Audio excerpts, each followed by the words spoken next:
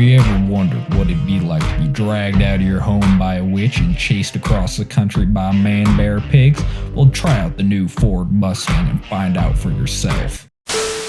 God damn, was that a good episode. Episode 2 of The Wheel of Time is a definite improvement on the first one. Everything that they did wrong in the first one, such as certain scene selections or pacing, is alleviated in the second episode. And all the good things they did, like the character work, are just improved. Now, before we jump in and discuss this episode, I'd like to ask guys to subscribe. I'd love to hit 1,000 subscribers before the end of the year. I know we're only halfway there, but if you subscribe, I think we can do it. I'm talking to you. No, not you. I know you're subscribed, but you. Hit that button. Now, to kick off the episode, we have an absolutely perfect scene, the complete antithesis to last episode's cold opening. The White Cloaks have captured a yellow Aes Sedai and are currently burning them on the stake. The main focus of this scene is an Inquisitor, of which they do not name, so I won't spoil his names. And oh my god, is he perfect as a villain. The way he acts and speaks perfectly encapsulates the way that the Children of the Light view themselves, that they are doing the right thing, that they are holy, that they're purging darkness from the world, when they're actually just complete scumbags. The gore in the scene, the chopped off hands, the metaphor of eating the bird and the blood running through his mouth, the blood on the cup, it is so good. I don't even know what I could nitpick. His monologue is great. The terrified Aes Sedai works so well. This is how you introduce villains, not the way that they did the Red Sisters in the last episode. More of this, less of that. Moving on, we have Moiraine absolutely screwing over this ferryman at Taran's Ferry. Now, some of you who have not read the book may be wondering, how the hell are the Shadow Spawn tracking them? Okay, well, they communicate with birds. This sounds weird, but like ravens and stuff, yeah, Dark Lord can see through their eyes. Just like, use that to connect the dots, because they don't really explain it in the show. I know that's something that they should have done, is just drop a little blurb of, hey, this is how they're tracking us, and this is why they avoided Emond's Field. That's kind of a problem, because what's stopping the Trollocs from just murdering Emond's Field when they left last episode? Nothing. So it should have been explained that they can track them through the birds, or at least the Fade can sense them. Something like that. But anyways, they got across, and so Moiraine dumps them a bunch of money. And then the Shadow Spawn pull up. And this guy had just called his son to help him. And his family's on the other side. So they're pretty much dead. He's like, no, I gotta go back. Which I found like really illogical. Because like this ferry travels in a straight line along with the rope. And there's a bunch of Trollocs and a Fade over there. Like, what are you going to do? You're just going to get murdered and eaten. I know you're grieving over your family who's soon to be dead, but you should have something more logical in your brain. But then Moiraine sinks the boat and he jumps in after it, dying. And the look between Lan and Rand afterwards, it's like, oh fuck, y'all are crazy. What I love about this is it establishes that Moraine's goals are bigger than just one ferryman and protecting a person. She will do whatever to serve the greater good, even if that is necessary evils at first. Now, he didn't have to jump in after it, but she essentially just screwed his livelihood and killed his family just to get him across the river. She could have at least told him, hey, maybe have your family stay in the house and try to avoid the Trollocs, something like that. But she didn't, because she didn't have the time, and there's more important things to handle. After traveling a bit longer, they finally settle down in the woods, and this is where the tension occurs. They really haven't had time to establish what's been happening, as they have been traveling and fleeing from these nightmares come alive. So this is where the tension starts to brew, and the characters really think about what exactly is happening to them, and if it all makes sense. The first thing that happens that night is Moiraine comes and brings Egwene to the forest, where she discusses what exactly Aes Sedai are and how she could be one. And the wording of all of this, when Egwene's like, no, I can't be this, Moiraine's like, but you could be. It's really all about the way that the Aes Sedai speak that will capture the vibe that they know more than you do, and you should listen to them. They've had this established and they train it into them from a young age. So Moiraine did a good job of twisting the words, not telling any lies, while also being very persuasive of Egwene, and then Egwene channels for the first time that we see. I do really wish they'd focus more in on Egwene's fears of losing who she is and her past, and her hopes of actually becoming more and exploring the world. I think that was not touched upon enough, and they just kind of focus on her channeling and becoming an Aes Sedai, which is about half of that. But there's a half of her trying to remain who she is that was kind of not present. But what the scene does well is it sets up the Rand tension between Rand, Egwene, and Moiraine. Because Egwene comes back and sees Rand sleeping outside, and she cuddles up next to him, but then he's like, you know what? I was kind of trying to sleep alone because he saw her go off with her. He's starting to see Moiraine in his eyes corrupting Egwene and taking her away from the Emond's Field crew. Rand does shoulder some of the burden and suspicion that Nynaeve takes in the books, but I'm kind of fine with it because a core character trait of Rand is he's mistrusting and suspicious of people in power trying to control him. So it all works out well, even though this isn't his original role at this point. Now, after Egwene leaves and Rand falls asleep, we get our first vision, or I should say nightmare. There's an unnamed figure with red eyes that haunts all of their dreams, and Rand throws up a bat. It was so disgusting, but also riveting to watch. It looked super real and made my own gag reflex like, ugh, I can't imagine that. And they wake up and there's bats in front of all of them with snapped necks. It is gross, creepy, and weird, and exactly what needs to occur when those visions happen, because these visions torment them. These cause sleepless nights and paranoia throughout the whole crew. I thought this was done really well, and I'm curious to see how creative they can get with their dreams in further episodes. One other quick anecdote about the Moiraine Egwene meeting, she mentions the O's being because of Arthur Hawkwing, which I'm pretty sure they were established before. Super nitpick, but like, I don't know why you'd change that fact just for the story. There's been a couple of those explanations that's made me go, wait a minute, you're leaving a couple details out, but I get it for streamlining the show. It just makes sense. You have big name, big event, put them together. It's the same thing as they combine characters like they did a lot in Game of Thrones. Overall, not a huge deal. It just makes the book readers go, huh? And the next morning, with everybody waking up next to dead bats and not the greatest sleep with this flaming-eyed nightmare, the tensions are high. Everybody's had time to think about the situation after being on the run, and Rand, foremost of all, is kinda angry. The first thing Rand does is confront Moiraine about can they really trust her, and how she ended that man's whole livelihood and doomed his family simply to get across the river. Now Moiraine rebuttals back that I did not choose to kill that man, but Rand doesn't really care. She showed up, his hometown is attacked, they use a man's ferry, he is killed. He's connecting these bad events with Moiraine, and he does not like what he sees. Now I think that the innocence of the farm boy is kind of lacking. He should be a bit less confident and a bit more nervous about all of this at the beginning, because he hasn't developed into the character he will be. So I think he should be a little less aggressive on it, because he is really just a timid farm boy at this point. Next up, he snaps at Egwene, talking about how she wants to be an Aes Sedai now and how can she trust Moiraine so easily. And guess who's the voice of reason but Matt? Matt being the voice of reason's funny, and also throughout this whole episode, he's actually cracking funny jokes. This isn't just like the Marvel quip humor where you're like, ugh, kind of cringy. Now, as they're leaving the valley, there's that quick little shot of Lan hiding in the shadows, making sure that they followed, and I just like that little addition because it adds more characterization of Lan's skills and how he will act without devoting any real screen time to it. Next up, we run back into the White Cloaks, and now we have a captain and the Inquisitor from before, and the Inquisitor is being the creepy little shit that he is. He is groping Moiraine before Lan says, yeah, I'm gonna cut your fucking hands off if you keep on doing that. Moiraine has taken off her ring and she handed it over to Lan to hide that she's an Aes Sedai. She's telling all of these veiled truths to stay faithful to her oaths while completely avoiding suspicion by the White Cloaks. Now, the way Moiraine lies without lying is great in this scene, but there is one big problem. When they find her injury, they tell her to go see an Aes Sedai at Whitebridge. No. These people would never suggest going to an Aes Sedai. They hate them. Like, if you got healed by an Aes Sedai, they would burn you. They'd be like, oh, you're cursed now. Yeah, you're probably like a dark friend because they use their magic on you. Time to die. There is absolutely in no circumstance the White Cloaks would refer you to an Aes Sedai for healing like it's a family care physician.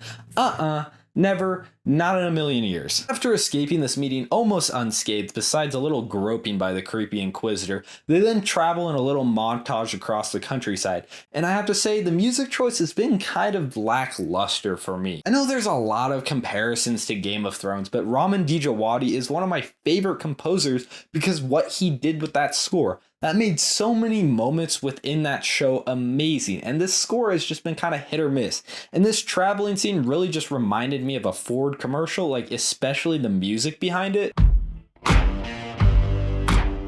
Hey Have you ever wondered what it'd be like to be dragged out of your home by a witch and chased across the country by man-bear pigs?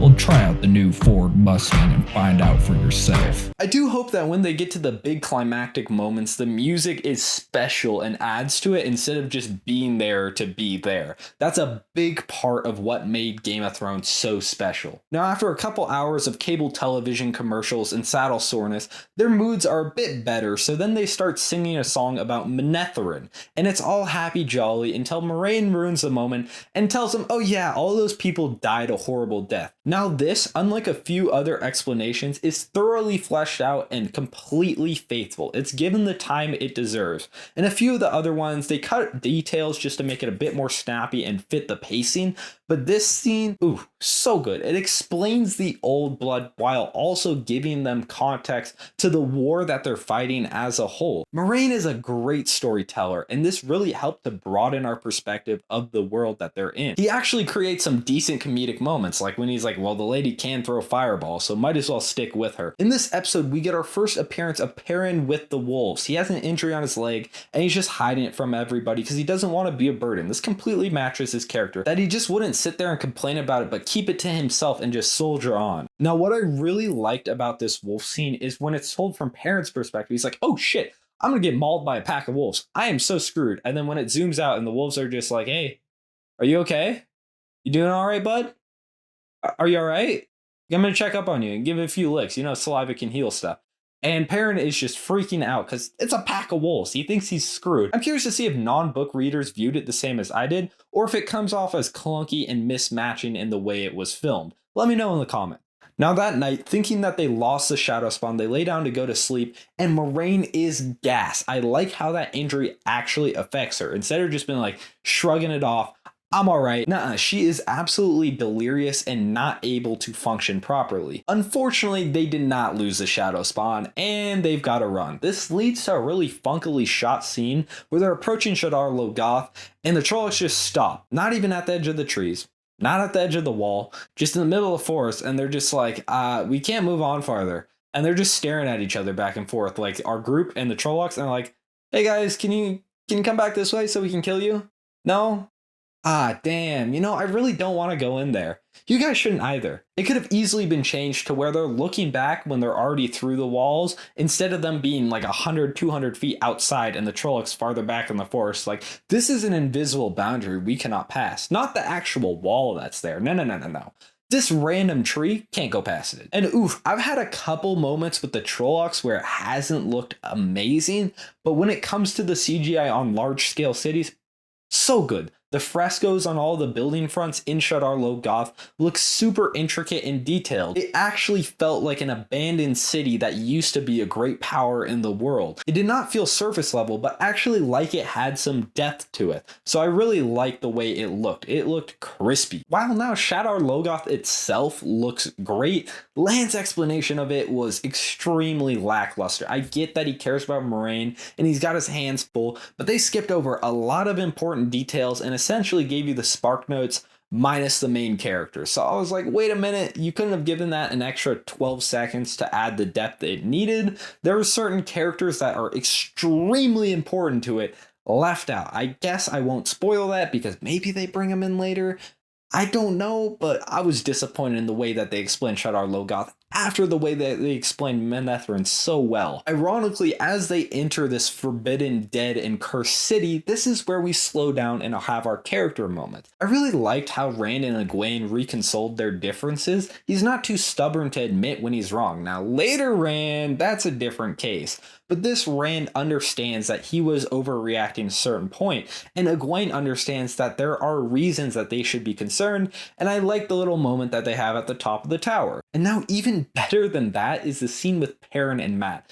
Perrin is essentially silent throughout this scene. You can feel the pain and anguish within him as Mat tries to console his friend, but he does not know the whole story, handing him a dagger that Layla made, a piece of her that Perrin will have. It just reminds him in the moment of what he did and who he lost. And ooh, without saying anything, without explaining it out loud, it was painful for both characters as Mat sees his friend suffering and he doesn't want that, and Perrin just has nothing but guilt to deal with. Alright, what happens next leaves me a bit conflicted. When Matt goes out to explore the city and finds the dagger, it leaves out a really key piece of character development for all three of the boys that happens in the books. In this moment, all three of the boys go out instead of just Matt, and they run into this creepy, decrepit, greasy man with a huge pile of gold and treasure. And it's just a completely weird tonal shift as it's creepy, but it's also kind of funny to just imagine this guy sitting in an abandoned cursed city with a bunch of gold,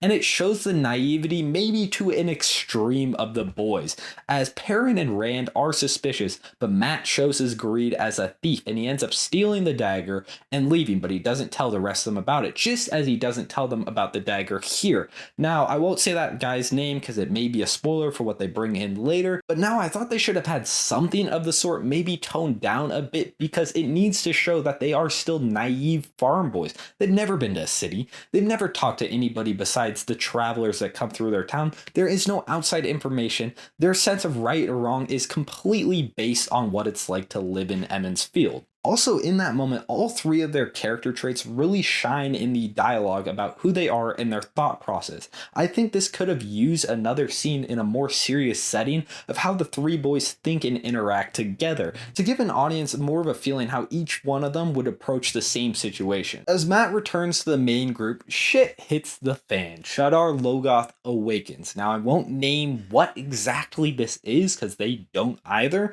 but it's this darkness, this death, and you can see it doesn't kill instantly, but it does end up giving you a horrible death if you touch it, as the horses just crumble into ash.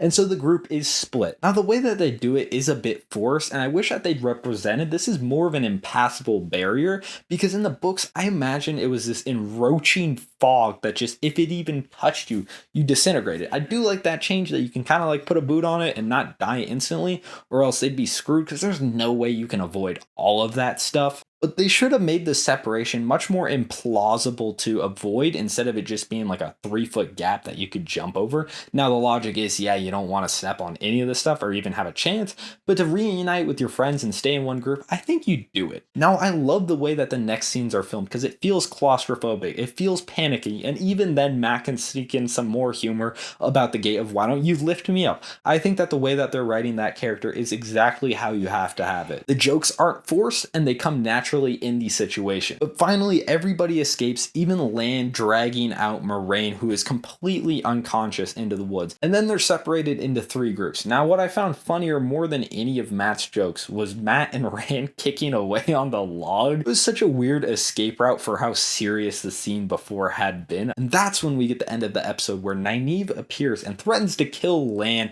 if he doesn't tell her where her friends are. And the look on her face and the look on Lan's face, so perfect. And what the hell? Where have you been, Nynaeve? I thought you got murdered. Well, I knew you didn't get murdered because I read the books, but somebody who didn't read the books probably thought you got murdered, especially after the setup they gave in the first episode. I like how they took her away for nearly a whole episode, if not more if you add them two together. I thought it was a great choice, and giving a bit more characterization to Rand instead of having it all weighted on Nynaeve to be the suspicious one, I thought pretty good. Overall, this is my favorite episode of the 3, and I have to give it an 8 out of 10. 2 points better than the last episode, and definitely the most well-paced and balanced in terms of storyline, action, and character work. Like and subscribe if you want to see more of these reviews. I'll be back with episode 3 soon enough, and episode 4 when it releases on Friday. Thanks for watching. Bye, guys.